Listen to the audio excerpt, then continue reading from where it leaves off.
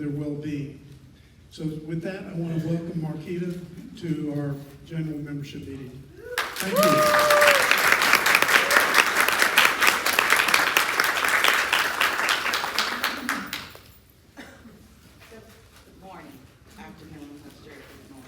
But hello, everybody. Hello. I'm so glad to see you. Like Doug said, I thought the rain was going to keep us home, but we're here. And I'm happy that you're here. Thank you for the introduction, and thank you, NAMI, for the opportunity.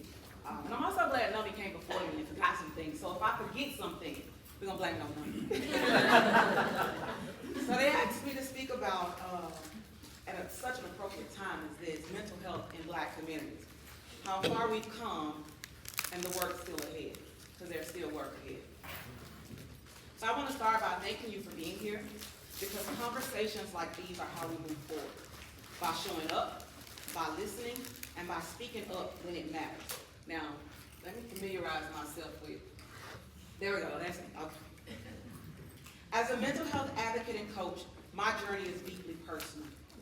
I've worked with individuals who have battled through stigma, lack of access, and the heavy weight of silence that is passed down for generations. And if we're honest, many of us in this room, whether directly or through families, have witnessed the impact of untreated mental health struggles. In 2016, I decided to end my silent struggle and seek the mental health support I desperately needed at that time. I wanted out of the darkness, and I am truly grateful today to stand here and share from the light. So today, I don't just want to talk about the struggles, I also want to talk about progress. Because we have made progress. Part of the progress is our increased awareness, more open discussions leading to awareness and understanding. But our challenge, we still have a provider shortage, making it, affecting the availability of culturally competent care. Breaking the barriers. We have to start at the root. So let's talk about the historical stigma. I want you to imagine a Black grandmother, strong, resilient, and the backbone of the family. She survived hardships.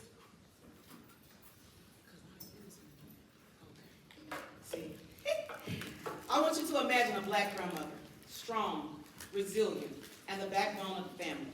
She survived hardships, raised children, and if you're talking about my grandmother, it's 13 children, and built a life with nothing but faith and determination. But when her son started showing signs of depression, she told him to pray about it, okay? And be strong. Pray about it, right? And be strong. Not because she didn't care, but because that was the only tool she had.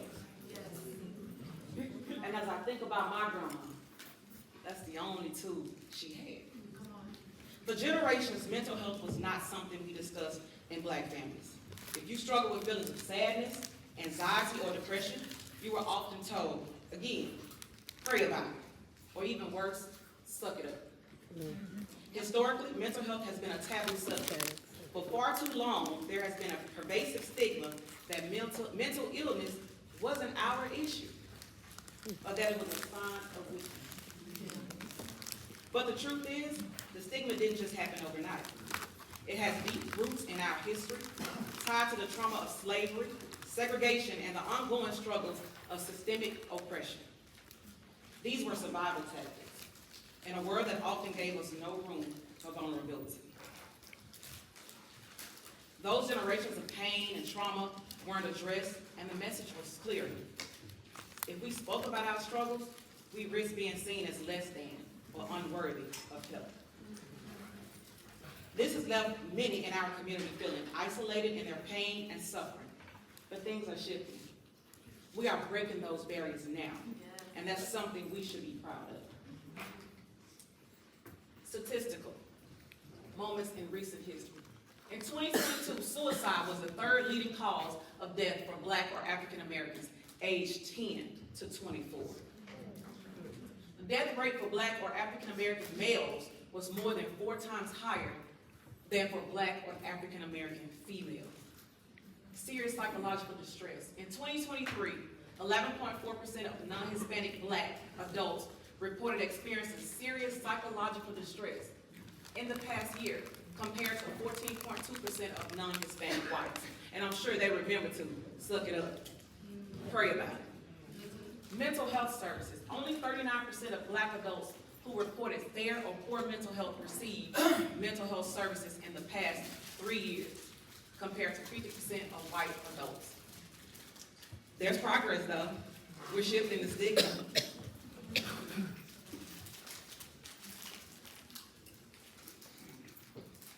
Shifting the stigma.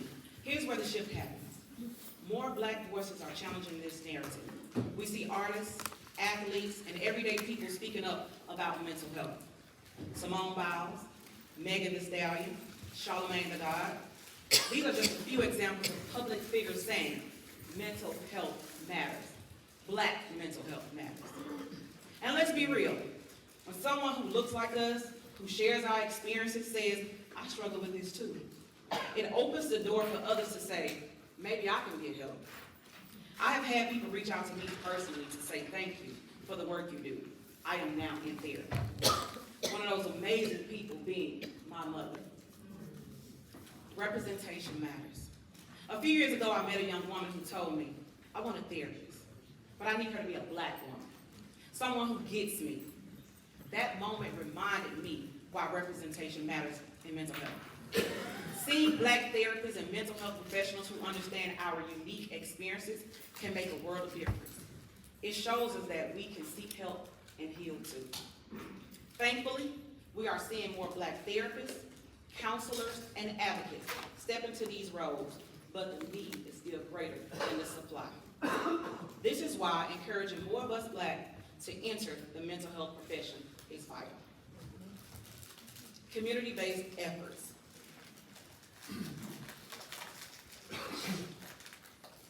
But therapy isn't the only answer. Healing has always existed in our communities through faith, storytelling, music, and gathering spaces. Now we're seeing more community-led mental health efforts. Barbershops becoming spaces for Black men to talk about emotions, churches addressing trauma from the pulpit, and local groups offering mental health first aid training.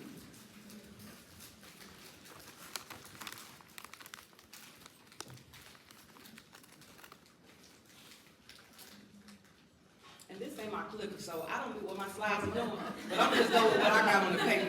So I hope you're following what I'm saying versus what you're seeing. Yeah. All right. Nope. I'm just saying, stay with me now. In this moment, I must express gratitude to Dr. Quita D and the Trauma-Informed Ministry model, from which I am a graduate of Cohort 1. To NAMI's Bridges to Care, and my favorite introduction to this organization, the Pathways to Hope Conference. That was where I found out about NAMI. That was where I found Dr. Keeley. That was where I found out about all these amazing resources that you all offer. And certainly to the Light Room, that's me, who offers Mental Health Mondays as a safe, relatable, and resourceful space to educate, empower, and equip the Black and Brown communities with the knowledge, skills, tools, and resources to advocate for their mental health. The work is happening, but there's more to do. Maybe I'm on, okay, there we go. Progress in mental health awareness. More Black therapists. There's been a rise in Black therapists, but access remains an issue. Therapy is not cheap.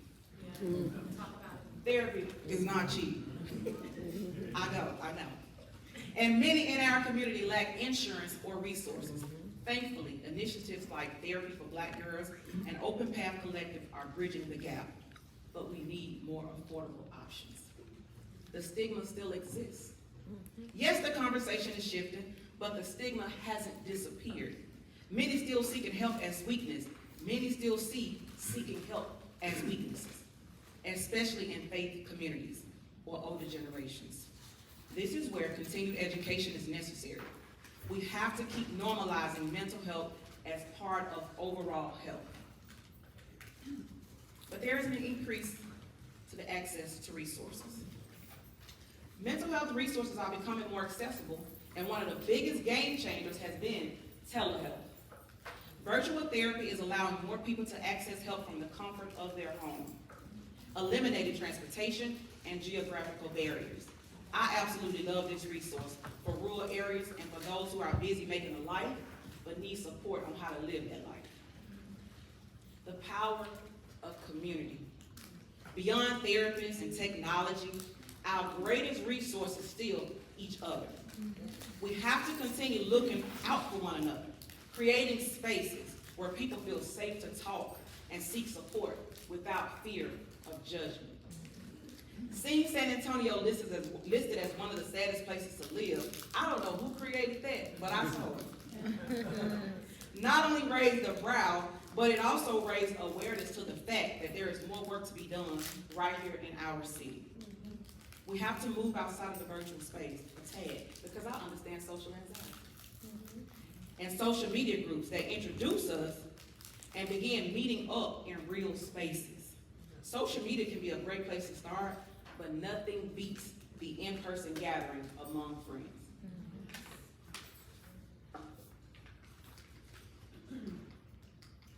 Okay, now. Black men and mental health.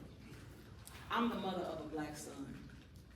So from 2001 to this very moment, the mental well-being, the overall wellness of a black man became a priority for me. But let's talk about the historical challenges. When it comes to mental health, we cannot ignore the unique challenges faced by black men. This goes back to slavery and Jim Crow. Black men had to be tough just to survive. But this pressure has created generations of men who feel isolated in their pain. Historically, black men have been seen as the rock, the protector, the provider. They carry the weight of societal expectations and often the pressure to be tough. That leaves no room for vulnerability. This mindset can contribute to neglecting mental health needs and further perpetuating the stigma. But we have a few role models stepping up. The good news, there is a growing movement among black men to redefine what strength truly means. We're seeing more black men publicly discussing their mental health. Dwayne Wade, Jay-Z, Kendrick Lamar. These men are helping shift the narrative by showing that strength includes vulnerability. Let's shift the narrative against black men. But as a community, and I don't see a black man in here, but if you know one, you have access to one, you see one, keep this in mind. As a community, we have to do better in how we support our black men. Instead of telling our boys to man up, we need to teach them emotional intelligence. Instead of assuming anger is the only acceptable emotion for men, we need to allow space for sadness, fear, joy. Black men, you have a range of emotions. To the man, you have a range of emotions. So after all that's been said today, I don't want to skip Martin Luther King because we are in Black History Month. Injustice anywhere is a threat to justice everywhere. We are caught in an inescapable network. Martin Luther King Jr. What's your role? What is it? You said, what's your role? Everyone in this room has a part to play in improving black mental health. Faith leaders. As spiritual guides, you can provide a safe place for healing and growth. Acknowledging that mental health is just as important as physical health. Your words matter. Your voice is powerful. And when you speak on the importance of mental well-being, it can create a ripple effect through the community. Let's move beyond the just pray about it and encourage faith and therapy. Professionals and advocates. We are the experts who provide the care, support, and education that can break the cycles of stigma. Our work can shape the future of mental health care for black communities. Continue to advocate for more accessible services, push for equitable resources, and fight for policy changes that make mental health care a priority. We need more black mental health professionals, educators, and advocates leading this work. Community members, your support can make a world of difference. Be the person who listens without judgment. Offer a safe, understanding space for people to open up about their struggles. Sometimes, just knowing that someone cares can be the first step in seeking help. Therefore, if someone in your circle is struggling, be a safe space. Self-advocacy, and this is for all of us. Most importantly, advocate for yourself. You deserve to be well. Seek the resources that work for you. Be it therapy, support groups, or just taking a break to take care of your mental health. Prioritize your own mental health. Therapy, journaling, mindfulness. Find what works for you and model that behavior for others. As I prepare to close, here's our call to action. Keep talking. Conversations like these need to continue in our homes, churches, workplaces, and schools. Use the resources. Websites like Therapy for Black Girls, Black Men Heal, and the Loveland Foundation are making therapy more accessible. Build partnerships. Organizations, churches, and communities need to collaborate to expand access to mental health resources. Thank you, NAMI. Advocate for policy changes. Support legislation that increases funding for mental health programs in underserved Black communities. Support one another. Check in on your people. Normalize asking, how's your mental health? Just like you'd ask, how's your physical health? Most importantly, normalize seeking help. It's okay to not be okay, and it's more than okay to get the help you need. I want to leave you with this. We are not broken. We are not weak. We are not alone. Our ancestors survived the unimaginable, and now it's our time to not just survive, but to thrive. That starts with healing within ourselves, our families, and our communities. The work ahead is great, but so is our power to change. Let's keep pushing forward together. Thank you.